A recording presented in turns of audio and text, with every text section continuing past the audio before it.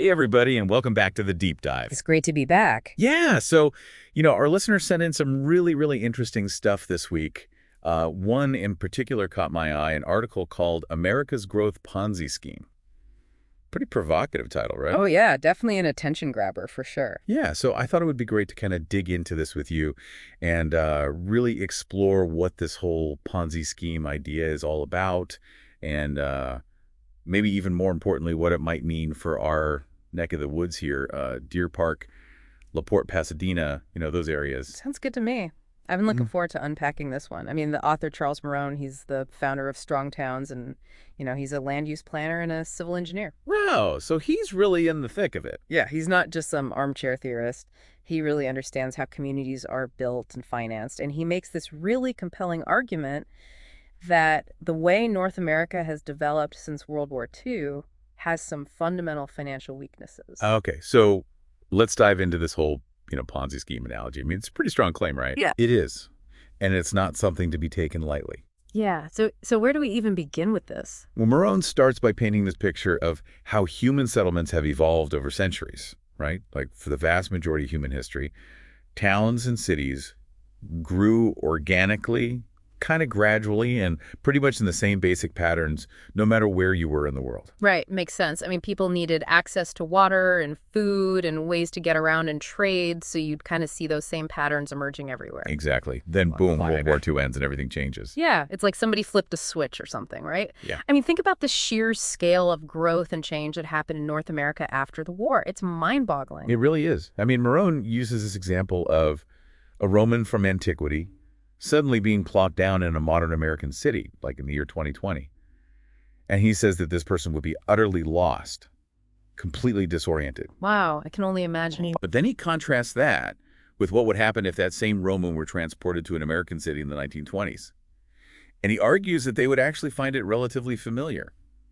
The basic layout, the way people got around, the pace of life, it would all seem somewhat recognizable. So what he's getting at is that the post-World War II period represents a truly radical departure from the way humans had built settlements for, like, millennia, right? Exactly. And it's tempting to say, okay, well, the car, that's the big game changer, right? Yeah. More cars equals more sprawl, end of story. Yeah, I can see how you might jump to that conclusion. But Marohn's point is much deeper than that. Yeah. He argues that the financial motivations behind this shift were just, if not more significant, than the technological innovations. So it wasn't just about people wanting bigger houses and more space. It was tied into something bigger. Exactly.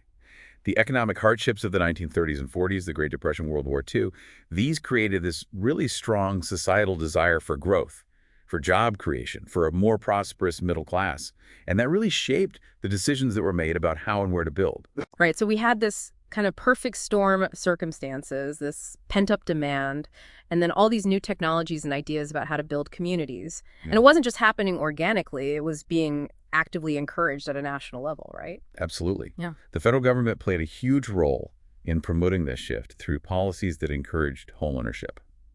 Massive investments in highway infrastructure, streamlining financial mechanisms. Right. It was a nationally coordinated project aimed at achieving specific economic and social goals. So in a way, it was kind of an unprecedented experiment, right? Exactly. And like any experiment, there were both successes and unintended consequences. Yeah. So in those early decades after the war, by many measures, this model seemed to be working, right? I mean, you saw rising wages, decreasing unemployment, strong economic growth. For many people, there was a tangible sense of progress. Definitely. Yeah. But it's crucial to acknowledge that this prosperity wasn't evenly distributed. As Marohn points out, many communities and individuals, particularly in urban areas and communities of color, were left behind or even actively harmed by these policies. Right. So there's a whole other layer to this story about equity and social justice that we need to keep in mind. Absolutely.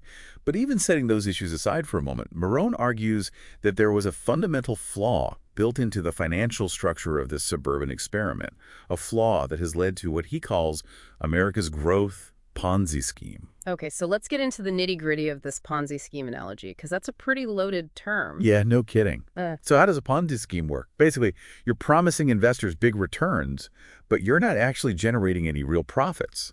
So you're using money from new investors to pay off the earlier investors, and you keep kicking the can down the road, hoping that nobody notices until it all eventually collapses. Sounds pretty shady. Oh, is. And Marohn argues that the way we finance suburban expansion has a similar dynamic. Okay, I'm intrigued. Break it down for me. He identifies three primary mechanisms of local economic growth since World War II. The first is transfer payments from federal or state levels. Think of things like infrastructure grants or community development block grants. Okay, so that's money coming from outside the community. Exactly.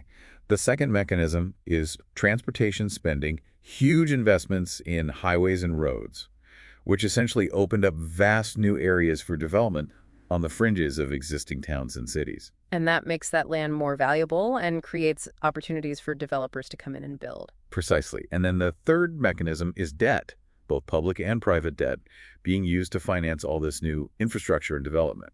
Right, so it's this combination of outside money, infrastructure spending, and borrowed money that fuels this whole cycle of growth. Exactly. And for local governments, the initial appeal of this model is pretty clear. When a new subdivision or shopping mall gets built, they get permit fees, connection charges for utilities, and expanded property tax base. It's an immediate influx of revenue. Right. I can see how that would be tempting. But here's the catch. Along with that revenue comes a long-term obligation, the responsibility to maintain and eventually replace all that new infrastructure. The roads, the water and sewer lines, the sidewalks, the streetlights, everything that makes those new neighborhoods function. And that stuff isn't cheap. Not at all. And that's where the Ponzi scheme analogy comes in. Because over the lifespan of these developments, cities often collect only about 10 to 20 cents in revenue for every dollar of long-term infrastructure liability they incur. Well, wait a minute. So they're essentially spending $1 to get back 10 or 20 cents. That doesn't sound like a very good deal. It's not, and it's not sustainable. And Marohn uses this really powerful phrase to describe this situation. He calls it a ridiculously low level of financial productivity. And why is this happening? Is it just bad management, or are there deeper structural reasons why this model is so financially unproductive?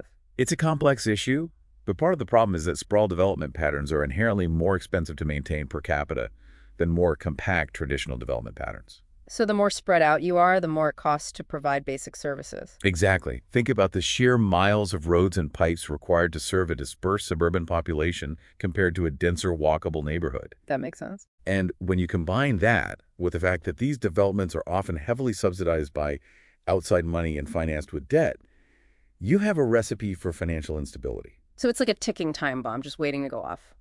In a sense, yes.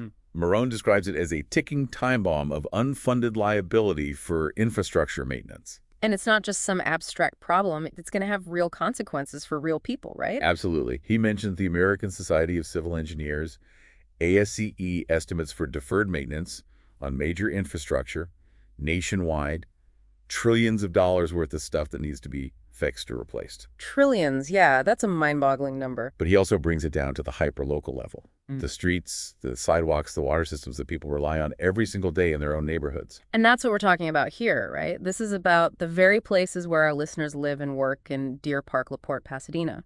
Exactly. These communities aren't immune to this challenge. Every municipality that has followed this post-war development model is facing this growing backlog of maintenance needs, these implicit promises made to residents when development was approved, but without a clear and reliable funding mechanism in place for the decades to come. So what can be done about this? I mean, it sounds like a pretty intractable problem. It is a huge challenge, but it's not hopeless. Yeah. The first step is recognizing and acknowledging the problem. Okay, awareness, that's always the first step, right? Exactly. And then we need to start having honest conversations about the true costs and consequences of different development patterns and financial decisions. So are there any specific things that cities have tried to do to address this issue? Yeah, the article points out a couple of common responses that cities have had to this challenge, and neither of them is ideal. Okay, lay it on me. The first and perhaps most common response is to try and grow even faster, to annex more land, approve more development, in the hope that the additional tax revenue will cover the existing shortfalls. But as Marohn points out, this is the classic hallmark of a Ponzi scheme. You constantly need new participants to pay off the obligations to earlier investors. It's like a hamster wheel. You just keep running and running, but you're not actually getting anywhere. Exactly. And in the context of cities, this can fuel unsustainable real estate bubbles and just postpone the inevitable reckoning. So it's not a real solution, just a temporary fix. Right. And the second common response is an increasing reliance on debt. Ah, yes, the good old credit card solution. Yeah, but just like individuals, municipalities can get caught in a cycle of borrowing to cover existing obligations, which only makes the underlying problem worse. Right, because now you're paying interest on top of everything else. Exactly. And Marohn notes that this trend really accelerated in the 1970s and became increasingly complex, even predatory in some ways, leading up to the foreclosure crisis. So it's not a sustainable path either. No, it's a sign of financial distress, not financial health. Okay, so if these two common responses are essentially dead ends, then what's the alternative? Well, that's where the Strong Towns approach comes in. Okay, so tell me more about that. The Strong Towns philosophy is all about building financially resilient communities, communities that are designed to be productive over the long term, not just in the short term. So it's about taking a different approach to growth. Right. It's about recognizing that not all growth is created equal. So what does that look like in practice? Well, it involves a lot of things, but some of the key principles include things like focusing on incremental development, building things gradually, and in response to actual demand, rather than trying to create huge mega projects all at once. Okay, so it's about being more strategic and deliberate with growth. Exactly. And it also involves prioritizing maintenance over new construction, taking care of the assets we already have, rather than always chasing the next shiny new thing. Makes sense. I mean, if you don't take care of what you have, it's just going to fall apart eventually.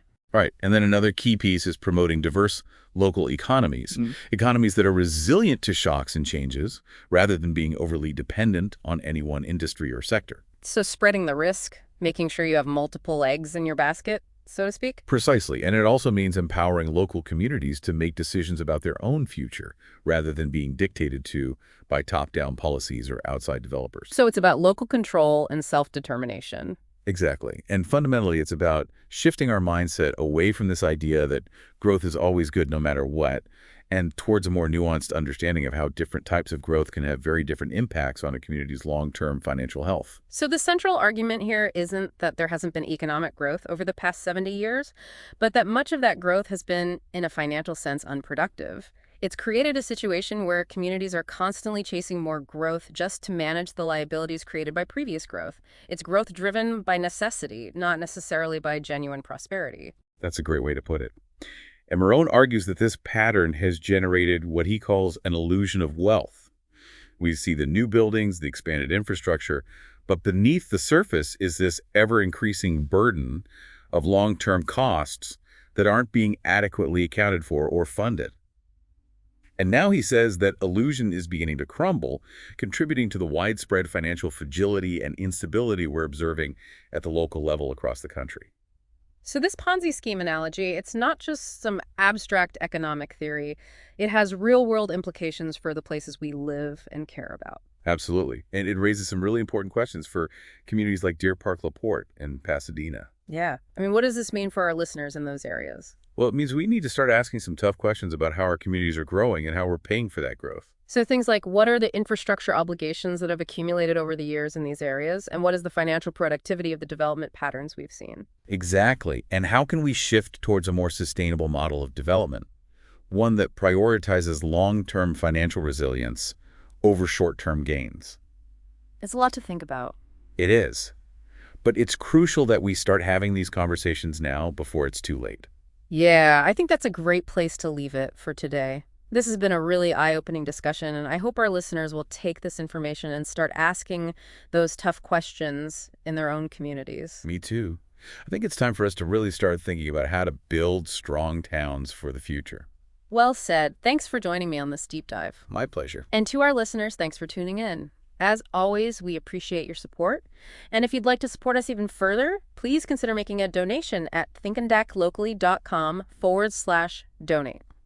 You can find the link in the show notes. Until next time, stay curious and keep thinking and acting locally. See you next time.